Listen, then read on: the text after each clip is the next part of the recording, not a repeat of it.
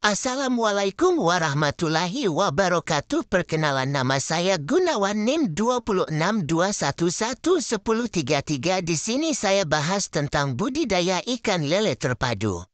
Udah shampoo lain. Kak bilang rambutku kribo.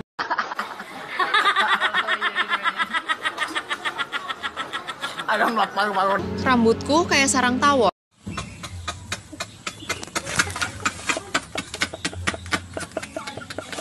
Lele merupakan produk ikan yang sangat populer di masyarakat. Mulai banyak orang yang menggeluti bisnis peternakan lele. Ikan lele dapat dibudidayakan di kolam dan keramba, tetapi lebih dari 95% dari semua ikan lele dibudidayakan di kolam, baik kolam tanah, kolam semen, dan juga kolam terpal.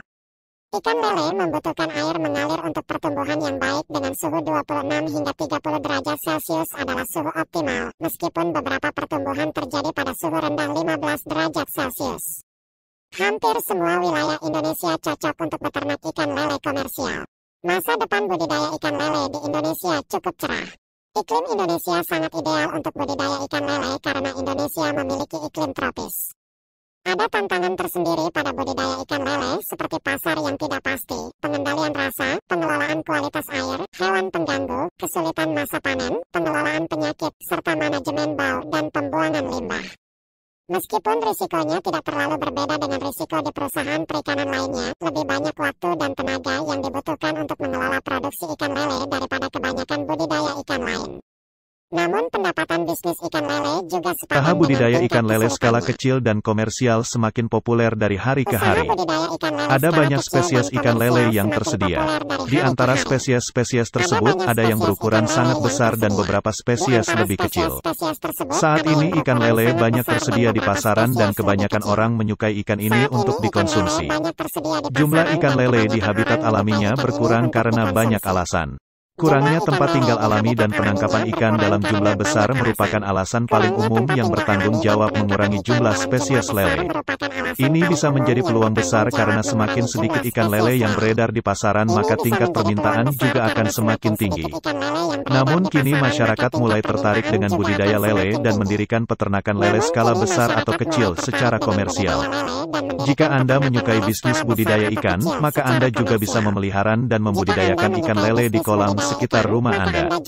Pelangkah untuk memulai usaha budidaya ikan lele sampai panen.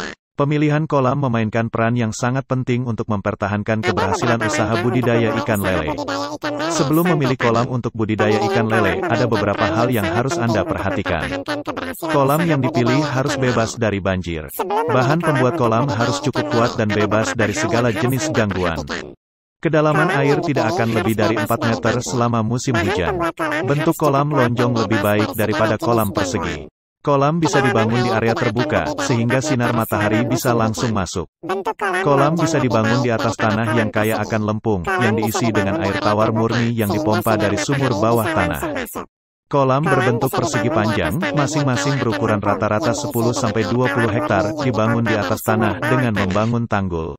Tanggul ini berisi air yang kedalamannya bisa mencapai 120 hingga 150 cm.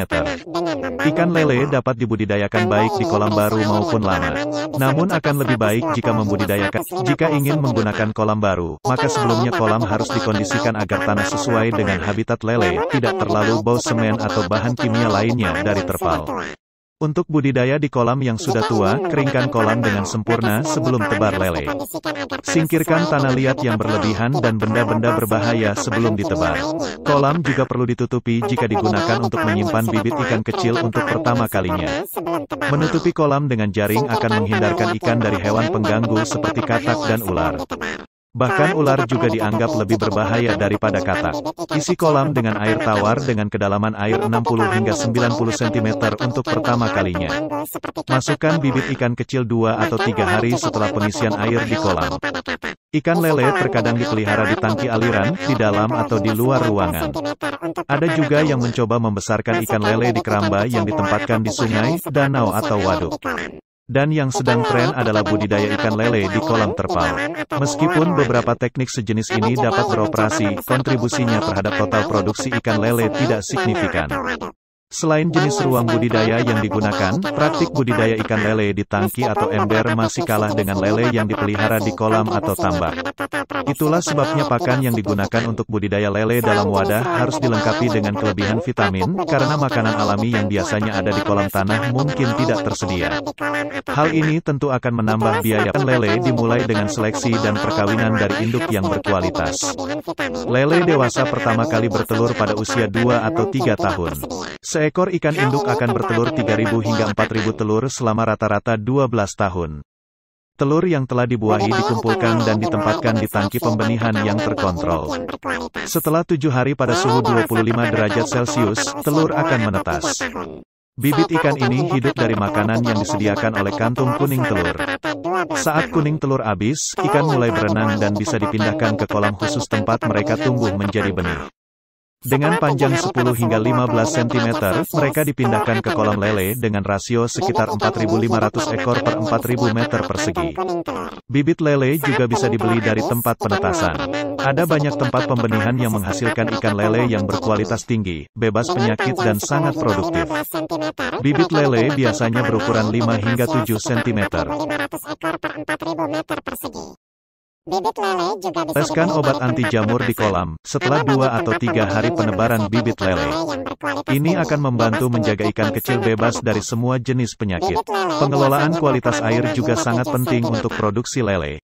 Kepadatan tebar yang tinggi terutama selama musim kemarau, dapat menyebabkan stres, penyakit, dan kematian akibat penurunan kualitas air, terutama oksigen terlarut yang rendah.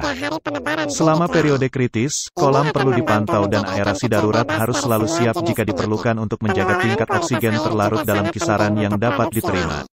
Anda dapat menggunakan kolam Anda untuk membudidayakan ikan lele saja atau dengan spesies ikan lainnya.